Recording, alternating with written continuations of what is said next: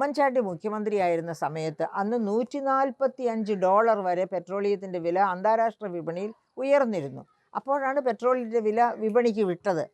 പക്ഷേ അപ്പോഴും കേന്ദ്ര ഗവൺമെൻറ് വില വർദ്ധിപ്പിച്ച സമയത്ത് സംസ്ഥാന ഗവൺമെൻറ് അത് അബ്സോർബ് ചെയ്തു.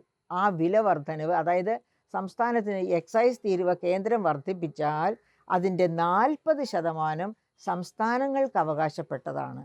അപ്പോൾ ഈ 40% ഞങ്ങൾക്ക് വേണ്ട എന്ന് കരുതിയാൽ ₹1 വർദ്ധിപ്പിച്ചത് എങ്കിൽ 60 പൈസയെ നിലവിൽ വരൂ, 40 പൈസ നിലവിൽ വരില്ല. കാരണം ₹1 40% എന്ന് പറയുന്നത് 40 പൈസയാണല്ലോ. ആ 40 പൈസ പെട്രോളിൻ്റെ വിലയിൽ കുറവായിട്ട് തന്നെ ഇരിക്കും. അത്രയും വർധനവ്, 60 പൈസയുടെ വർധനവേ ഉണ്ടാകൂ. അങ്ങനെ എന്തുകൊണ്ട് അങ്ങനെ 2 പ്രാവശ്യം നടത്തിയെന്ന് എനിക്ക് ഉറപ്പാണ്. മൂന്നാമതൊരു പ്രാവശ്യം കൂടി ഉമ്മൻചാണ്ടി ഇളവ് ചെയ്തു എന്നാണ് എൻ്റെ ഓർമ്മ. അത് അത്ര കൃത്യമല്ല. എന്തായാലും 641 കോടി രൂപയാണ് അപ്രാവശ്യം ഖജനാവിന് ഈ പെട്രോളിയം വിലയിൽ ഇടപെട്ടതുകൊണ്ട് മുഖ്യമന്ത്രി വേണ്ടെന്ന് വെച്ചത്.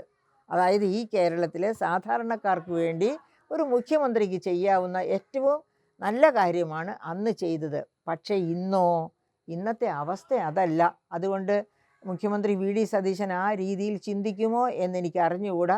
അപ്പോൾ ഒരുപാട് ഇളവുകൾ പലയിടത്തും കൊടുത്തല്ലോ. അതൊക്കെ പക്ഷേ ഇലക്ഷൻ വാഗ്ദാനങ്ങളിൽ പറഞ്ഞിരുന്നതായിരുന്നു. അത് പാലിച്ചില്ലെങ്കിൽ ഇലക്ഷൻ വാഗ്ദാനങ്ങളിൽ നിന്ന് പുറകോട്ട് പോയി എന്ന ക്രിറ്റിസിസം കേൾക്കേണ്ടി വരും.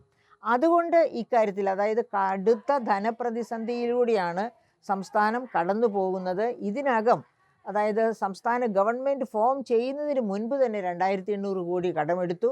ഈ കുബേർ വഴി ഇന്നലെയാണ് 1800 കോടി രൂപ വീണ്ടും കടമെടുത്തത്. എന്ന് വെച്ചാൽ കടത്തിനു മേൽ കടം വാങ്ങിച്ചുകൊണ്ടിരിക്കുന്ന ഒരവസ്ഥയാണ് ഇപ്പോൾ സംസ്ഥാന ഗവൺമെൻറ്റിനുള്ളത്. ഇനി സംസ്ഥാന ഗവൺമെൻറ് ഒന്ന് ഉറപ്പിച്ചിരിക്കണം എന്ന് വെച്ചാൽ വരുമാന സമാഹരണം ശക്തമാകണം. അതുപോലെ തന്നെ ചെലവുകൾ നിയന്ത്രിക്കേണ്ടിടത്ത് നിയന്ത്രിക്കണം. അങ്ങനെ നിയന്ത്രണങ്ങളുമായി വരുമാന സമാഹരണവുമായി മുന്നോട്ട് പോയി നമ്മുടെ ട്രഷറിയിൽ ഒരു സർപ്ലസ് ഉള്ള അവസ്ഥ വരണത് എപ്പോഴാണ് എന്നറിഞ്ഞുകൂടെ. എങ്കിലും ട്രഷറി കുറച്ചുകൂടി ശക്തമാകണം.